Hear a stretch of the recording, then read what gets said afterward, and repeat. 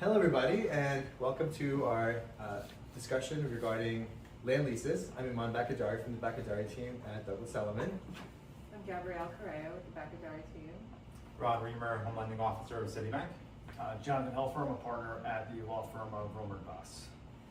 So we have an incredible panel today, very, very esteemed experts on a very interesting small subsegment of the market, which is kind of like a unicorn because these apartments are always so well priced and they're in great locations. But if the building's a land lease, sometimes there's some concern or some reservations about what is a land lease and how to deal with land leases. So at this stage, what we'd like to do is get into a little bit of a discussion about what actually is a land lease and how to qualify it, good leases versus bad leases, with our team of experts. So Jonathan, why don't you tell me a little bit about some of the things that you encounter when people are looking for land leases? Like, what do you look for as an attorney in a lease? 100%, and we were talking about it briefly before. Sometimes people hear the word or the term land lease, whether it's an agent, an attorney, and it's run away, don't ever look at it, you're crazy. Right. And honestly, I think that's the wrong approach, as we were discussing. It's like anything else, it's the terms of the actual lease. We'll get into that in detail, but it's possible that you have a really good lease. This particular building actually has a good lease. Some of these leases, I'll be honest with you, they're tricky. But it's dissecting and really examining the actual terms of any particular lease, because some of them are great investments, they're great for buyers. Others, yes, I would say run away, but you can't blindly and unequivocally say, don't ever buy into a land lease building, because I think you're doing a disservice to the client by doing so without first examining the terms of that lease. Right, right. So Jonathan, when you're reviewing a lease for a client, what are like the top things that you look out for that you would want to bring to the table? Sure, the very first thing we're looking at is the expiration date of that lease. How far out does it expire? Is it set to expire, in close proximity, or do we have another, 90, 99 years left on that lease? And you run into issues, there's a couple of issues you can encounter. If a lease is set to expire short term, two issues you encounter. Number one, you guys as the agents would be aware of it, just it affects the value of that apartment. So essentially your value diminishes as you reach the expiration date of the lease, unless something's been renegotiated. And the other aspect to that is when you have a lender involved, if the lease doesn't exceed, if the expiration date isn't at least 30 years beyond, you potentially run into an issue with a lender. And Ron, I put you on the spot with that. Just if I have a lease that expires in 20 years. Yes, in those situations, we would look for a buyer to take out a 15 or 20-year fix. They can't do a short-term ARM, 5, 7, and 10-year ARMs or 30-year amortized loans. So they have to do a shorter-term amortized mortgage product, such as a 15 or 20-year fix in that example, Right. just so the mortgage term doesn't exceed the length of the lease. Yeah, in that situation too, you have to remember that's not necessarily specific to a land lease. That's going to be a co-op or any Proprietary lease in a co-op. Exactly. Yes. Anywhere where you have an expiration date that's less than 30 years. Yes. So not so different in that sense. The only difference being with a co-op, obviously, you have the opportunity, the board can extend the terms, no problem, with a proprietary lease with a shareholder vote, where the land lease is just different as you're able to extend it through required negotiation with the landowner directly. So it sounds like what the buyers of land leases really need to look for, as you mentioned, is how long the lease is for. And then the other part is when the lease gets renegotiated for the ground rent, right? Because in land lease buildings, you normally pay, in addition to your HOAs and taxes, you also pay ground rent, right? And how that's calculated and when that gets negotiated, is that something you look for also? That's absolutely something we're looking for. The biggest thing a lot of buyers are looking at, let's be real, is money. How's this going to impact my bottom line, my pocket? So we need to know, look, today the rent and my maintenance is X, but 5 years from now after I buy, is X going to increase exponentially? And we have to dissect the lease, just see how it is subject to renegotiation. Are there escalation clauses? If there are escalation clauses or rent increases, what are those based off of, right? So is it going to be fair market value, which to a large extent is unknown. We do see fair market values on land increase pretty significantly, so those can lead to significant increases. Is it a set sum? We were discussing that earlier.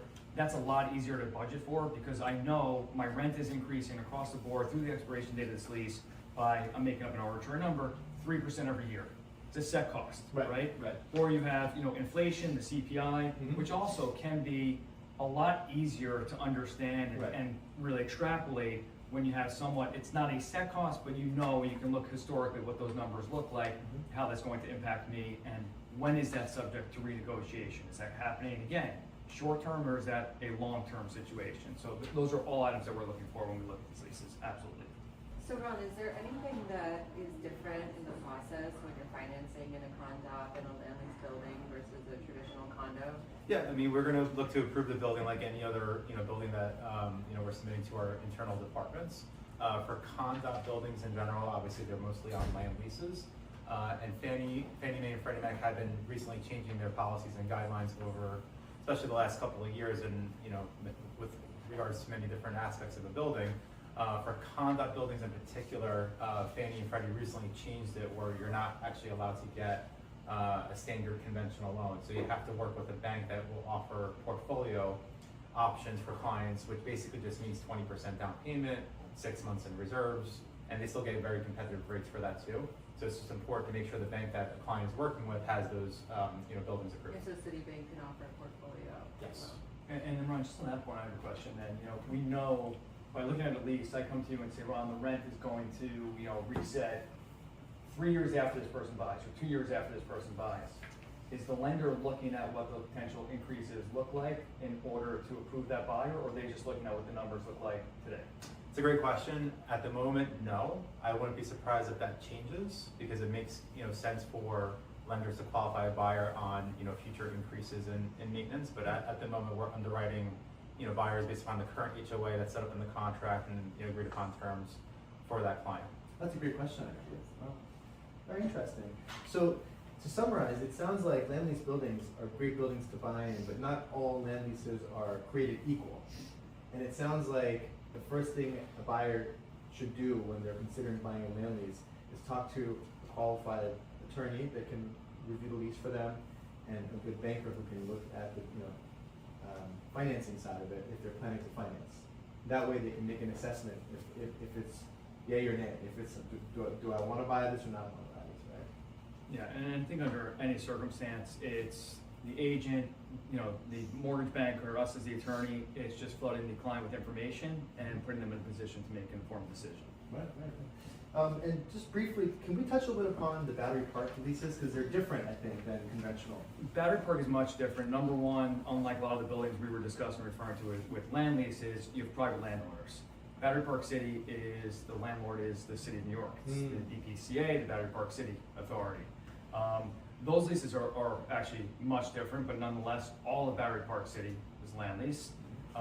One of the big things I would say, and I think there's gonna be some spillover into I'll say the private sector with private landlords as well.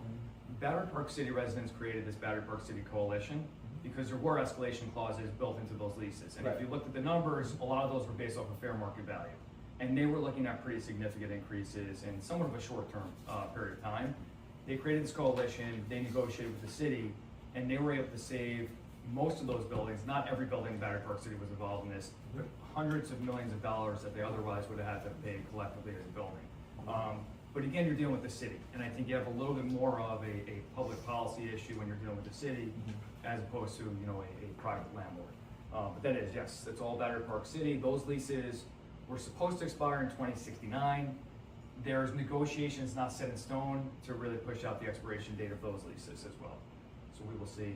We will see what happens there. So fascinating. To be determined. Yes. As a broker advising a customer, trying to assess the value of a land lease apartment, let's say, is there some formula? I know it varies building to building based on the term of the lease and other factors.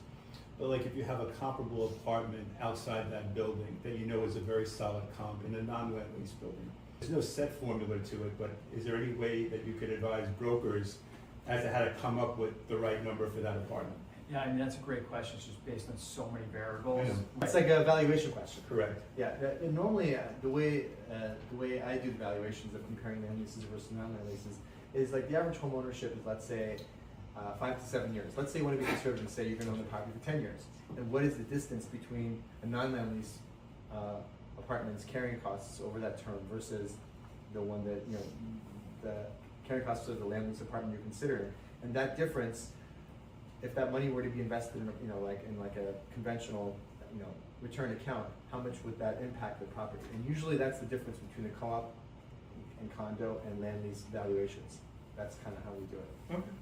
I just feel a lot of brokers don't know how to come up with the right number, and then Right. if they can't come up with it, how are they gonna advise their customers to bid properly on it to get the apartment? No, and and we rely on you guys as the agents for Yeah. evaluation. Clients don't come to me. Yeah, I know. What's a comp, right? What do you think this is Exactly, worth? no, I know. I would say, let me call him. Exactly. Right? Yeah, no, it's tough. Like, I'll give you an example. I've sold many units in this building, and I can tell you that, like, if you look at the neighborhood and you comp out similar apartments and similar buildings, there aren't many loft buildings like this, but the closest ones, it's about $1.7 million to $1.8 million that this would be worth if it was a condo. So to get it in a land lease building for $995 is is a great deal. Yeah. So, I mean, but of course, I'm not the decision maker. No. The client has to decide. And each- That's a good question. Thank you, Bill. So Jonathan, what are some of the risks involved in buying in a land lease building? Sure, as we touched upon earlier, you're really looking at very often an unknown increase in your monthlies. So you may have somebody come in and say, hey, the purchase price is great, my monthlies look great, this is what I want to be paying. We don't really know, and look, you don't really know, to be fair, you don't really know in any other building either, right? Things come up, insurance premiums go through the roof, real estate taxes go through the roof. There's no real way of truly saying, hey, this is what my monthlies are going to look like. I just think it's a bit harder to extrapolate as you go into the future. So where you have somebody who says, this is affordable for me right now, when the lease is subject to reset, how it resets, and what those rent increases look like, it may reach a point where it becomes semi-unaffordable for the person who it's affordable for right now. And I think you just have to keep that in mind before buying into a building such as this, or not such as this rather, before buying into a building that's a land lease building. If clients are buying in a land lease where they can take out a 30-year fix, that's gonna be the cheapest monthly payment. If it's a lease that expires in 20 years and have to take out a 15 or 20-year fix, the payment's gonna be higher than a 30-year fix. And they have to obviously budget for all those escalations as well. So it comes down to affordability. Yeah, and I think it also goes back to, valuation of the asset. As you get closer to a reset or really to the expiration of that lease, you just need to keep in mind the value of your asset may decline over time. So I think you have to approach it with a different mindset than you otherwise would if it were a straight co-op or condo where you own it that way. Well, thank you. Thank you, Jonathan. Thank you. Thank you, Ron, Gabrielle. Thank very you. much. And thank you, everybody, for watching. I hope you enjoyed this discussion, and hopefully we'll see you very soon. Thank you very much. Thank you. Thank you. Thank you.